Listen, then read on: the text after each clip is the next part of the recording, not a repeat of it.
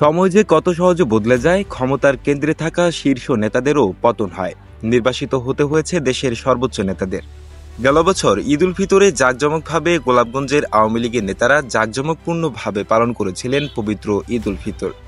গোলাপগঞ্জ বিয়ানীবাজারের এমপি নুরুল ইসলাম নাহিদ, গোলাপগঞ্জ উপজেলা পরিষদের চেয়ারম্যান মঞ্জুর কাদির শাফি চৌধুরী এলিম, গোলাপগঞ্জ পৌরসভার মেয়র আমিনুল ইসলাম রাবেল, গোলাপগঞ্জ উপজেলা আওয়ামী লীগের সভাপতি লুৎফুর রহমান লুতু, সাধারণ সম্পাদক রফিক উদ্দিন সহ দাপটে সব ঈদ পালন করেন পরিবারের সাথে। তবে সময় যে পরিবর্তন হয় আকস্মিকভাবে, বাংলাদেশের রাজনৈতিক পরিবর্তন যে বোঝা বিসন্ধ্যায়, সেটা দেখিয়ে দিয়েছে জুলাইয়ের ছাত্র জনতার আন্দোলন। যে পুলিশ শীর্ষ নেতাদের সাথে চলত, আজ সেই পুলিশ হাতকড়া পরানোর জন্য খুঁজছে তাদের। ক্ষমতার কেন্দ্রবিন্দুতে থাকা এসব নেতারা এবারের ঈদ কেটেছেন নির্বাসিত হয়ে। শীর্ষ নেতাদের কাউকে দেখা যায়নি এবারের ঈদ উদযাপনে।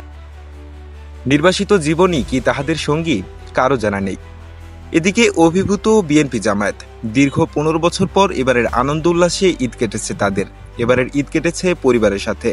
হামলার ভয়ে মুক্তভাবে ঈদ উদযাপন করতে পারেননি। এবারই মুক্ত পরিবেশে নির্ভয়ে প্রকাশ্যে ঈদের জামাত আদায় করেছেন তারা। এজন্য তারা উচ্ছ্বাস প্রকাশ করেছেন। পাশাপাশি জুলাই আগস্টের আন্দোলনে শহীদ হওয়া ছাত্র জনতাকে গভীর শ্রদ্ধায় স্মরণ করেছেন।